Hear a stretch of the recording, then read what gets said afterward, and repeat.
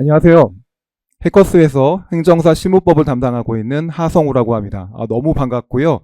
오늘은 여러분하고 행정사 실무법이라고 하는 것에 대한 전략적인 접근법에 대해서 같이 한번 고민해 보도록 하겠습니다. 일단 행정법과 이제 굉장히 유사한 과목이라고 하는 것도 많이 들어보셨을 것 같은데요. 그러니까 행정사 실무법이라고 하는 그 법 자체가 상당히 생소하기도 한 것 같습니다. 그리고 행정사를 준비하시는 분들, 지금 1차 시험을 준비했거나 아니면 지금 동시에 준비하는 분들도 있는 걸로 알고 계십니다.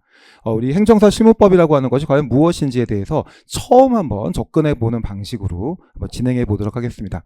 이런 접근법은 제가 3번의 과정에 걸쳐 가지고 진행할 예정인데요.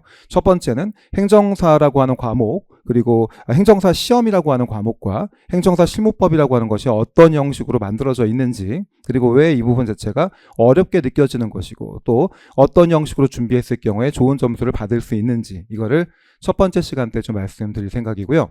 두 번째 시간 때는 행정사 실무법에서 제일 중요한 부분 자체가 사실은 행정심판이라고 하는 부분이 있습니다. 아마 행정심판이라고 하는 거는 뭐 행정사 시험 과목 1차 과목의 행정법에서도 간단하게 언급은 될 수 있을 것 같고, 그리고 2차 과목에 해당하는 행정 절차와 관련된 그런 부분에서도 언급은 될 수 있겠지만, 사실은 행정심판법은 상당히 어려운 개념들을 좀 갖고 있습니다. 근데 이것이 과연 뭘 의미하는 것이고, 이것이 행정소송이라고 하는 항고소송과는 어떠한 차이가 있는지, 그런 부분에 대해서 좀 중요한 내용은 맞습니다. 이 부분을 두 번째 시간 때 정리할 생각이고요.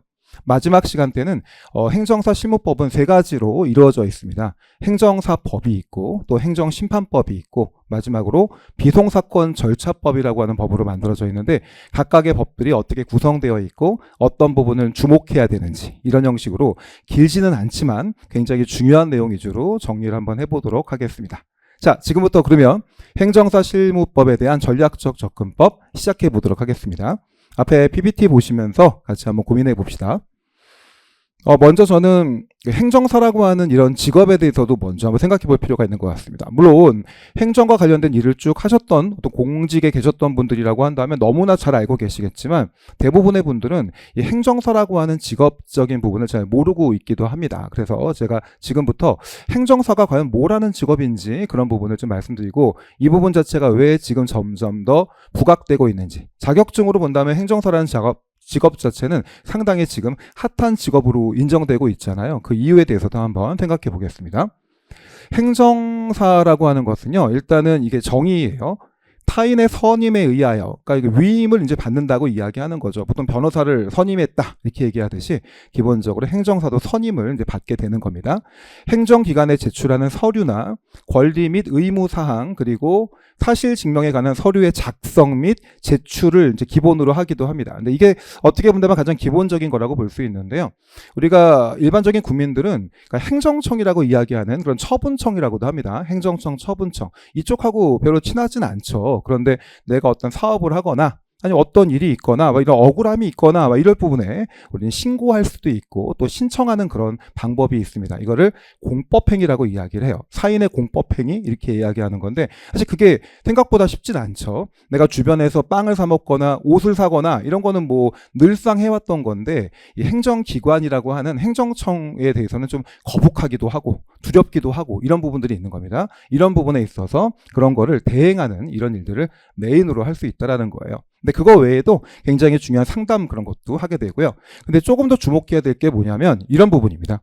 행정사라는 직업을 가지게 되면은 여기 나와 있는 이의신청이라든지, 그러니까 이의신청이라고 하는 것은 억울함에 대해 가지고, 그죠? 바로 처분을 해간 행정청한테 이의신청을 하는 거예요. 이거 왜 이런 처분을 했습니까? 이런 거를 따질 수 있는 기회, 이런 거를 이의신청이라고 얘기하는데, 그런 것도 할 수 있고요. 그리고 행정심판이라고 하는 거를 할 수 있게 해줍니다. 그러니까 지금 행정소송이라고 하는 것 자체는 보통은 변호사가 이제 그 부분 자체를 전권을 가지고 있다고 한다면, 행정심판 같은 경우는 대리인을 통해서 행정심판이 이루어질 수 있는데, 그 대리인의 자격이 바로 행정사가 가지고 있다. 이런 부분을 생각하시면 되겠습니다. 이렇게 행정사라고 하는 것은 타인의 선임에 의해서 행정기관에 제출하는 서류나 권리 및 의무사항, 사실 증명에 관한 서류의 작성 및 제출, 그거 외에도 중요한 상담들도 하게 되는 것이고, 그리고 이의신청과 행정심판을 담당한다는 것을 기억하시면 되겠습니다.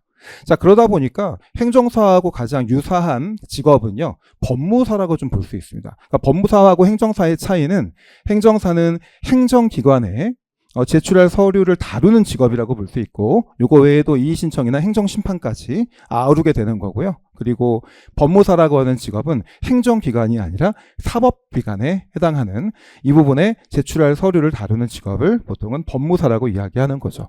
그래서 우리는 법무사라는 얘기는 되게 많이 들어봤잖아요. 근데 행정사라는 얘기 자체는 좀 생소하게 느껴졌던 이유가 이 부분 자체가 조금 어때요? 법무사 같은 경우는 이제 변호사하고도 되게 유사한 모습이 있고, 그리고 보통 어떤 범죄를 저지르거나 아니면 어떤 뭐 문제가 생기거나 이럴 때 법무사라는 직업 자체가 많이들 등장하고 있는데, 행정사라고 하는 것은 좀 고도의 정제된 일을 하고 있긴 하지만 눈에 보이지 않는 그런 일들이 많기 때문에 조금 더 부각되지 않았던 것 같습니다. 이 정도로 행정사에 대한 정의를 좀 아시면 좋겠습니다.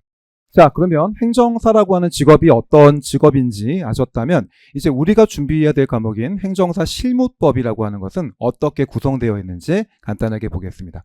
자, 행정사 실무법입니다. 말 그대로 행정과 관련된 이제 실무를 다루는 그런 법들을 공부하는 거다, 이렇게 얘기하는 건데요. 뭐 크게 얘기한다면 3개의 과목으로 만들어져 있습니다. 자, 행정사 실무법이라고 하는 것을 과목으로 넣은 이유는 행정사로서 갖춰야 될 실무적인 역량을 검증하기 위한 것이다, 이렇게 얘기를 합니다. 근데 여기 나와 있는 법 3가지 법이 이제 메인법이라고 얘기할 수 있는 건데요. 첫 번째 법은 행정사 법이라고 하는 법을 이제 공부하게 되고요. 그리고 두 번째는 행정심판법이라고 하는 법을 공부하게 됩니다. 그리고 마지막으로 이제 비송사건 절차법이라고 하는 법을 공부하게 되는데요. 3가지가 모두 다 법이죠. 그죠? 그래서 행정사가 가져야 될 실무와 관련된 법들이다, 이렇게 생각하시면 되겠습니다. 행정사법이라고 하는 것은 뭐 마치 이런 거랑 좀 비슷한 것 같아요. 우리 행정사 준비하시는 분들 중에 공인중개사 자격증을 취득하신 분들이 있을 것 같은데, 이제 그런 분들은 공인중개사법이라고 하는 거를 배웠을 겁니다. 공인중개사법, 공인중개사법 시행령, 그리고 공인중개사법 시행규칙으로 이루어져 있는 이 공인중개사법은 어떤 거죠? 그죠? 어떤 형식으로 공인중개사 시험이 이루어지게 되고, 공인중개사가 등록을 통해서 뭐 개업공인중개사가 되거나, 또 개업공인중개사로서의 의무가 있고 또 권리가 있겠죠. 권리와 의무가 있고 책임이 있을 겁니다. 이런 부분들, 이런 등등등, 또 뭐 중개 수수료라든지 이런 부분에 대한 요율 계산 같은 경우를 하게 되는 거잖아요. 사실 그런 부분이 모두 다 중개사로서 하는 모든 이야기들을 법으로 만든 거라고 볼 수 있겠죠. 거기에 대응하는 것이 행정사법이라고 하는 겁니다. 마찬가지로 행정사법 같은 경우는 어떤 형식으로 행정사 시험이 이루어지는지, 그리고 행정사 시험에 합격했을 경우에 어떤 형식으로 등록하게 되고 어떠한 일들을 하는 것이고, 또 해서는 안 되는 일은 무엇이 있는 것이고, 그리고 최근에 있어서는 행정사 법인이라고 하는 것도 만들 수 있거든요. 마치 이것은 기본적으로 뭐 법무법인을 만들듯이 이제 행정사 법인도 가능합니다. 근데 이런 부분도 조문으로 만들어져 있고, 그리고 또 그 이외에 또 행정사 같은 경우도 기본적인 협회를 만들기도 하겠죠. 이런 형식으로 법을 공부하는 것을 행정사법이라고 하고요. 그리고 이제 행정심판법, 굉장히 중요한 법이겠죠. 이 법에 대해서도 공부하게 되고요. 그리고 비송사건 절차법이라고 하는 법도 공부하게 됩니다. 일단 뭐 별을 2개를 치긴 했는데, 사실 어떻게 본다면 행정사법이라고 하는 것은 너무나 당연한 내용으로 이루어진 절차적인 거라고 한다면, 아래에 있는 행정심판법과 비송사건 절차법은 비록 둘 다 모두 절차와 관련된 법은 맞지만 약간의 논리를 기반으로 하기 때문에 조금 어렵게 느껴지기도 합니다. 이런 부분 자체는 철저하게 강의를 통해서 정리하는 게 어떨까 생각이 들기도 합니다. 자, 이렇게 행정사 실무법이라고 하는 것은 2차 과목이고요. 그리고 3개의 법으로 만들어져 있다. 행정사법, 행정심판법, 그리고 비송사건 절차법이라고 하는 3개의 법으로 만들어져 있다. 이렇게 기억하시면 되겠습니다. 자, 조금 더 나가보도록 하겠습니다. 그러면 자, 행정사 실무법의 출제 경향에 대한 분석을 한번 해볼 건데요. 그러니까 3개의 과목, 3개의 법으로 만들어져 있는데 과연 몇 문제가 출제가 되고 있고 점수 배점은 어떻게 되는지, 이 부분에 대해서 제가 여태까지 나왔던 거 올해 기출까지 포함해가지고 쭉 올려가지고 몇 개년 정도를 한번 추려봤습니다. 자, 2024년도 문제까지 포함해가지고요. 2023, 2022, 2021, 2020, 19, 18까지 포함했을 때 본다면, 자, 행정사법이라고 하는 과연 행정사로서 어떠한 역할을 해야 되는지, 어떻게 등록해야 되고, 권리 의무는 무엇이 있고, 어떤 책임을 져야 되는지, 벌칙은 무엇이 있는지, 이런 것에 대해서는 모두 다 매년 한 문제씩 출제가 됐었습니다. 아하, 모두 한 문제였습니다. 예외가 없네요. 그래서 이제 2025년도 아마도 한 문제가 출제가 되지 않을까 생각이 됩니다. 그리고 행정심판법. 자, 행정심판법 상당히 어려운 법이고 중요한 법이고 그리고 행정법 전체에 대해서 조금 더 알고 있어야지 좀 더 풍부하게 쓸 수 있는 그런 법인데 이 법은 두 문제씩 출제가 됐었습니다. 그리고 이것도 예외가 없네요. 그죠? 계속해서 두 문제씩 출제가 되고 있습니다. 마지막으로 비송사건 절차법이라고 하는 거, 법 자체가 상당히 길기도 하고 좀 특이한 법이죠. 그죠? 그러니까 어떤 사건인데 소송으로 가지 않는 비송이라고 하는 게 아닐 비자잖아요. 그러니까 소송급은 아닌 이런 의미라고 봐야 되겠죠. 그래서 소송급은 아닌데 민사법원에서 같이 봐주는 것 이런 거를 비송사건이라고 얘기를 합니다. 이런 절차와 관련된 법은 마찬가지로 두 문제씩 출제가 되고 있습니다. 그래서 전체적으로 모두 알 수 있는 거는 여태까지 계속해서 5문제가 출제가 됐었다. 5문제가 출제가 됐었고요. 그 점수 배점도 상당히 사이가 좋았습니다. 모두 개별적인 문항마다 20점이 배점이 됐었어요. 그래서 뭐 행정사법 20점, 행정심판법 40점, 두 문제니까요. 그리고 비송사건 절차법 40점 해가지고 도합 100점을 만점으로 하고 있습니다. 근데 여기서 이제 문제의 형식이 조금 특이한 게 있는데요. 그 부분도 설명드리겠습니다. 일단은 행정사 실무법 출제 경향을 본다면 행정사법은 지금 확인했듯이 한 문제가 출제가 되고요. 그리고 행정심판법은 두 문제가 출제가 됐었고 그리고 비송사건 절차법은 두 문제가 출제가 된다고 볼 수 있습니다. 그런데 자 여기 이제 아래쪽이 좀 중요합니다. 행정사법하고 비송사건 절차법, 그러니까 행정사로서의 법, 그죠? 어떻게 시험을 준비하고 그 다음에 합격한 다음에 어떻게 등록하고 권리 의무는 무엇이 있고 등등등 이런 부분에 있어서는 단문 형식, 약술 형식의 문제가 출제가 됩니다. 그러니까 쉽게 얘기한다면 이것은 뭐죠? 어떤 형식으로 등록하는지 등록사항을 쓰시오, 벌칙을 써보시오 이런 형식으로 이걸 단문형, 약술형 문제라고 이야기하고요. 과거로 본다면 과거의 사법시험에 그죠? 한 20, 30년 전에 사법시험의 특징이라고 볼 수 있고 그러니까 이런 단문형이나 약술형 같은 경우는 요새의 트렌드는 아니긴 합니다. 하지만 이런 부분 자체는 철저하게 이론 중심으로 서술이 돼야 되기 때문에 기본적인 거를 다루기에는 되게 좋은 문제들이라고 볼 수도 있긴 합니다. 어쨌거나 이런 단문 형식의 약술 형식의 문제가 출제가 되고 있고요. 그런데 이제 중요한 거는 행정심판법이죠. 행정심판법은 과거에는 이런 단문과 약술 형식으로 출제가 됐었지만 최근 들어가지고 최근에 7, 8년 전부터는 무조건 사례 형식으로 출제가 되고 있습니다. 그러니까 사례형 논술 시험이라고 이야기하는 건데 사례형이라고 하는 것은 어떤 사례를 딱 주게 되고 그 사례에 맞춰가지고 행정심판법적인 논리들 이런 거를 적용해서 설명하는 문제로 출제가 되고 있습니다. 자, 그러니까 이 사례형 문제들 같은 경우에 최근에 이제 모든 논문형 시험의 트렌드라고 할 수 있는 건데 우리가 준비하고 있는 행정사 2차 과목에서도 지금 이 사례형 논술 문항이 출제가 되고 있다. 그래서 행정심판법은 이런 사례형 논술 시험 형태로 두 문제가 출제가 되는 거예요. 20점 그리고 또 20점짜리가 둘 다 출제가 되고 있는 것이고 그리고 행정사법은 아까 한 문제가 출제가 됐었죠. 여기서 단문형이나 약술 형식의 문제로서 한 문제가 출제가 되고 있고 비송사건 절차법도 사실 법이라고 하는 건 되게 좀 녹록하진 않죠. 비송사건 절차법은 좀 어려운 법에 해당하긴 하거든요. 근데 어려운 이유는 이따가 설명드리겠습니다. 근데 이쪽도 다행히 사례형으로 출제되는 것이 아니라 단문형이나 약술 형식으로 두 문제가 출제가 되고 있다. 이렇게 되기 때문에 전체 합쳐가지고 100점이란 점수를 가져오고 있는 거구나 이렇게 확인하시면 될 것 같습니다. 자, 그러면 조금 더 나가서 어떤 형식으로 이제 준비해야 되는지 부분도 한번 고민해 보도록 하겠습니다. 자, 행정사 실무법에 과락이 많은 이유 좀 설명드리겠습니다. 올해 시험의 추세를 봐도 사실은 2차 시험이라고 하는 것은 1차보다 조금 더 합격이 어렵다라고 하는 것은 많이 아실 겁니다. 물론 1차 과목도 만만한 과목들은 아닙니다. 민법이 그렇고 그리고 행정법이라고 하는 과목도 마찬가지고 행정학이라고 하는 과목은 또 너무나 범주가 넓기 때문에 이런 부분에서 합격이라고 하는 것 자체는 사실 공부를 해야지만 좀 많이 해야지만 가능할 것 같습니다. 하지만 2차 시험 자체에서 훨씬 더 과락률도 높고 경쟁률도 상당히 높다고 볼 수 있는데 자 일단 왜 다른 과목과 달리 행정사 실무법이 더 과락이 많은지에 대한 얘기를 한번 해보겠습니다. 일단 첫 번째는요. 행정심판법 때문에 문제가 됩니다. 그러니까 아까 제가 행정심판법이 상당히 중요한 법이다 이렇게 얘기했던 이유인데 일단 행정심판법은 사례로 출제가 된다는 점에서 그러니까 다른 법들과 달리 그러니까 단문형이나 요약형 같은 경우는 어쨌거나 목차를 정리해놓고 그냥 외워버리면 되긴 합니다. 좀 무식한 방법이긴 한데 그러니까 목차 외워가지고 초식 외워가지고 글을 써주기만 하면 좀 더 이쁜 글씨로 쓸 수만 있다면 뭐 크게 과락을 면해서 고득점을 노려볼 수 있고 그리고 늘상 중요한 부분들이 있고 물론 뭐 예외 없이 출제가 될 수 있긴 하겠지만 제가 강조해드리는 거 위주로 정리한다면 뭐 크게 무리가 되지 않을 겁니다. 하지만 행정심판법은 사례형 문제이기 때문에 이 사례형이라고 하는 것은요 어떤 이론을 철저하게 정리한 다음에 그 이론 자체를 사례에 적용해가지고 푸는 문제가 되는 거죠. 그러니까 사례를 해결해버리는 겁니다. 그러니까 이런 문제다 보니까 이 행정심판법은 행정법 전반에 대한 이해를 할 필요가 있어요. 그러니까 행정법에서 행정심판법만 덜렁 알아가지고서는 고득점이 나오기 되게 어려운 거죠. 이런 부분 때문에 행정사 실무법이 오히려 과락이 좀 많은 편이다. 즉 다시 얘기한다면 행정사법이나 비송사건 절차법 때문에 과락이 나오는 경우는 생각보다 많지는 않습니다.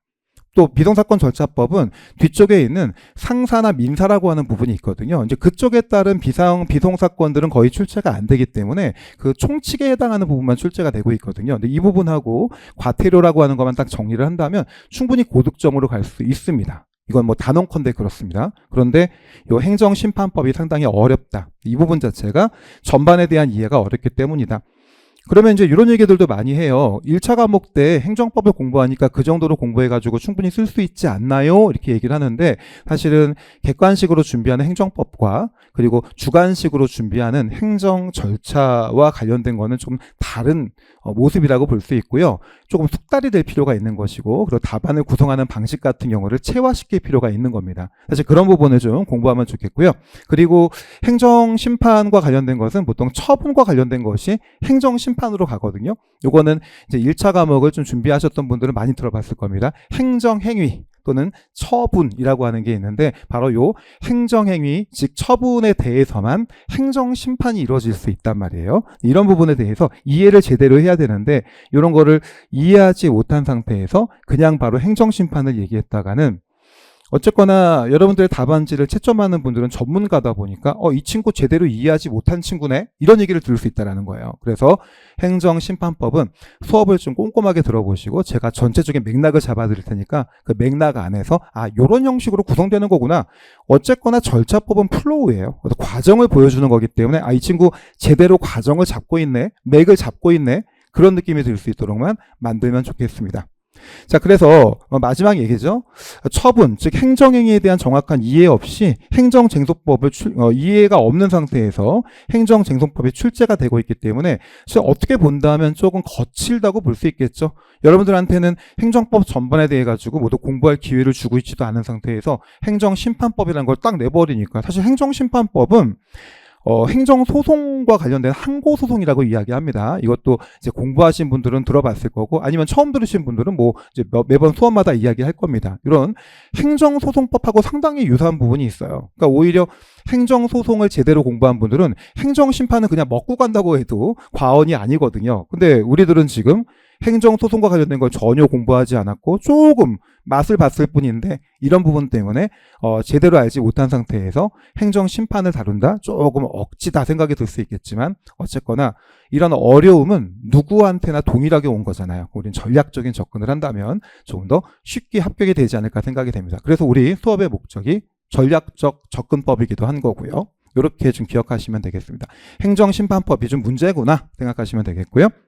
자, 그 다음에 또 두 번째 문제는요. 자, 이제 이건 전체적인 문제가 되는데요. 2차다 보니까 2차는 서술형으로 쓸 수밖에 없는 거죠. 그것이 사례형으로 나오거나 아니면 단문이나 약술형으로 나오거나 어쨌거나 우리 사람들은요 보통 글을 쓰는 것 자체를 이렇게 좋아하진 않습니다. 그죠? 이렇게 시험으로 글 쓴다라고 하는 것 자체가 두렵기도 하고 일단 여러분들한테 한번 덤벼봐 이런 느낌이 좀 들기도 하잖아요. 그냥 백지가 딱 주어진 상태에서 줄이 그어져 있는 백지다 보니까 무섭기도 합니다. 이런 부분 때문에 되게 생소하기도 하고 답안 작성 방법을 모르는 상태에서는 내가 머리에는 있는데 제대로 쓰여지지 않는 그런 모습들이 있는 거죠. 이런 부분 때문에 좀 어렵고요. 그리고 점점 더 이제 시험 문제가 상승하고 있다는 점도 문제가 되죠. 그러니까 과거의 문제보다는 점점 최근의 문제가 조금 더 고급진 문제들이 출제가 되고 있고, 그리고 행정심판과 관련된 사례 문제들도 세련된 문제가 출제가 됐다, 이런 얘기가 될 정도로 지금은 문제의 수준이 좀 상승하고 있다는 점이 있는 거죠. 두 가지가 원인인 겁니다. 결국은 문제 작성에 있어가지고 답안 작성의 생소함도 있고, 그리고 또 풀어야 될 문제가 상승되기도 하는 거죠. 다만 이 상승한다는 얘기는 이 단문이나 약술보다는 사례형 문제에서의 상승이 조금 더 크다고 볼 수 있긴 하겠죠. 이렇게 좀 문제점이 있다, 이렇게 보시면 되겠고요. 그럼에도 불구하고 또 장점이 있다는 것도 생각하시고요. 그 장점을 제대로 파고든다면 좋은 성적으로 이어질 수 있을 것이다, 이렇게 확신을 가지고 공부하면 좋겠습니다. 자, 어떤 점에서 이제 전략적 접근이 가능한지 한번 생각해 보겠습니다. 첫 번째입니다. 상대적으로 쉽습니다. 자, 요 얘기는 뭐냐면, 상대적으로 쉽다라는 얘기는 보통 그 전문직을 이제 시험을 보는 시험들은, 그러니까 2차 과목들은 보통 대부분 다 주관식 시험이 이루어지고 있습니다. 다만 이제 공인중개사 시험은 2차 시험이 객관식이잖아요. 근데 공인중개사 시험을 제외한다면 대부분의 전문직 시험에서는 2차 시험은 주관식입니다. 근데 이런 주관식 시험 문제의 난이도 중에서 이 행정사 2차 과목이 조금 더 쉽다고 얘기합니다. 근데 쉽다고 얘기한다고 해서 왜 쉬운 거야? 이렇게 생각하지 마시고요. 왜 쉽냐면 행정사 2차 과목은 두 과목을 100분 안에 풀어야 되는 특징들이 있어요. 그러면 한 과목당 50분이죠. 그죠? 물론 여기 PPT에다 만들어 놓긴 했습니다. 바로 이 부분이죠. 시험 제도의 특징상 한 과목당 50분이에요. 근데 아까 보듯이 어땠어요? 우리 행정사 실무법은 무려 그죠? 5문제가 출제가 되는 거잖아요. 그럼 한 문제당 몇 분 정도 안에 풀어야 되는 거죠? 그래요. 10분 안에 풀어야 되는 거예요. 10분 안에 풀어야 된다는 것도 내가 개요를 다 짠 상태에서 옮겨야 되는 거거든요. 그냥 머리에 있는 거를 그대로 답안지로 글을 쓴다라고 하는 건 말도 안 되는 거거든요. 우리가 문제를 분석하고 이걸 분석한다고 하죠. 문제를 분석한 다음에 그 문제 분석한 거를 개요를 만들고 개요 작성이라고 얘기를 합니다. 보통 지도를 그린다고 얘기하는 거고요. 요 개요를 작성한 걸 바탕으로 서술로 이어지게 되는 거죠. 이 서술이 바로 답안 작성이 되는 겁니다. 그러면 이 문항마다 5문항을 50분 안에 써야 된다는 얘기는 한 문항당 10분 안에 처리해야 된다는 얘기가 돼요. 물론 이것은 약수령이냐 단문형 같은 경우는 뭐 그대로 외운 거 아니면 또 내가 어떤 조문 자체를 기억을 해서 하나의 조문 안에는 요건도 있고 효과도 있는 거거든요. 이런 부분을 제대로 풀어낼 수만 있다면 충분히 할 수 있겠지만 사례형 문제 같은 경우는 사례에 대한 분석도 필요하고, 그리고 매 문제마다 문제의 제기가 있거든요. 그리고 이론이라든지 그런 부분, 우리가 학설이라고 얘기하죠. 학설의 대립도 분명히 있을 것이고, 그리고 또 간단한 판례가 있다고 한다면, 물론 행정심판은 재결이라고 이야기합니다. 근데 물론 그런 부분도 판결을 준용하는 경우들이 있기 때문에 어떤 이론적인 견해에 대한 판례의 입장이 무엇인지 이런 부분 자체도 몇 가지는 언급이 될 필요가 있거든요. 사실 이제 그런 부분 자체가 언급이 된 상태에서 이 서술까지 이어지는 것 자체가 생각보다 어렵다고 볼 수 있겠죠. 결국은 한 과목당 50분이라고 하는 이런 시간적인 제약 때문에 다른 주관식 시험들보다 조금 더 상대적으로 쉽게 출제가 되고 있는 것이다. 이것은 우리한테는 어떻게 보면 고마운 걸 수도 있겠죠. 그죠? 그러니까 어쨌거나 시험에 맞게 전략적인 접근을 하는 것이기 때문에 상대적으로 문제가 좀 쉽게 나올 수 있다고 한다면 우리는 한번 해볼 만한 게임이 될 수 있는 것이다. 이런 형식으로 결국은 시험은 타임보다 조금만 더 잘 보면 합격하는 거 아니겠습니까? 그런 접근 방법을 취하는 게 어떨까 생각이 됩니다. 자, 그래서요. 뒤쪽 보시면 이제 전략적 접근을 한번 생각해 보겠습니다. 자, 이해 중심으로 생각하는 게 되게 좋습니다. 모든 시험은 이해를 중심으로 공부하시고요. 자, 이해를 열심히 했을 경우에 그때 뭐가 되는 거죠? 암기사항이 줄게 되겠죠. 그러니까 무조건 조문을 볼 때도 무조건 외워 그런 게 아니라 이 조문이 왜 나온 거야? 이 조문은 지금 어떤 맥락에서 움직이고 있는 거야? 이런 형식으로 전체적인 틀을 좀 기억할 필요가 있다는 겁니다. 저는 공부할 때는 기본적으로 숲을 먼저 찾아볼 필요가 있어요. 내가 지금 어느 숲에 들어가 있는 거야? 이렇게 먼저 이해를 해주시고 그 다음에 그 숲에 있는 특정한 나무에 대해서 연구할 필요가 있다. 그러니까 나무에서 숲을 보는 게 아니라 어떤 숲에서 내가 지금 공부하고 있는 거지? 내가 지금 공부하고 있는 게 어디 영역인 거야? 이런 거를 자꾸 생각하시고요. 저도 매번 수업마다 그런 부분을 강조해 드리겠습니다. 이게 숲을 공부한 다음에 나무를 보는 거죠. 지금 특정한 영역에서 우리가 주의해야 될 것은 뭐야? 이런 형식으로 공부하시고요. 그리고 어쨌거나 대한민국에 있는 모든 법령이라고 얘기하죠. 법령은 규범 중에서 강력한 법규성을 가지고 있는 것을 법령이라고 합니다. 근데 이 법규라고 하는 것은 국민을 대외적으로 구속하고 있거든요. 여러분들이 법을 어겼을 경우에 처벌을 당하기도 하고 강제적인 부분에 있어가지고 수긍할 수밖에 없는 이유가 바로 법령이 법규이기 때문에 그래요. 근데 그런 법규는 기본적으로 국민들의 법감정에 부합하게 만들어져 있습니다. 즉 뭐라는 거죠? 대다수의 경우는 우리들이 생각하고 있는 상식에 부합한다라는 거예요. 그렇기 때문에 이해할 때는 내가 알고 있는 내용이라고 한다면 외우려고 하지 말고 느끼시는 것이 되게 좋고요. 오히려 내가 생각하고 있는 거랑 좀 배치된 내용들이 규정되어 있거나 절차적으로 조금 더 외워야 될 부분들이 있다. 그런 거에 주목해 주고요. 그런 형식으로 전체를 이해한 다음에 그리고 필요한 부분 자체를 암기하는 형식으로 공부하게 된다면 그러면 행정사 실무법에 있어가지고 조금 더 남보다 좋은 성적으로 이어질 수 있지 않을까 생각이 됩니다. 자, 이런 형식으로 준비하면 될 것 같고요. 제가 얘기한 전략적 접근법, 바로 1강은 여기서 마무리 한번 해보도록 하겠습니다. 아까 공지해 드린 대로 이제 두 번째 시간에는요, 이 행정심판법이라고 하는 것이 어떤 형식으로 메커니즘을 가지는지를 제가 항고소송, 즉 행정소송과 연결시켜가지고 간단하게 설명드리고, 그리고 우리 이 전략적 접근법 마지막 시간 때 개별적인 법의 특징들에 대해서 언급하는 거로 마무리하겠습니다. 고생하셨고요. 저희는 다음 시간에 뵙겠습니다. 수고하셨습니다.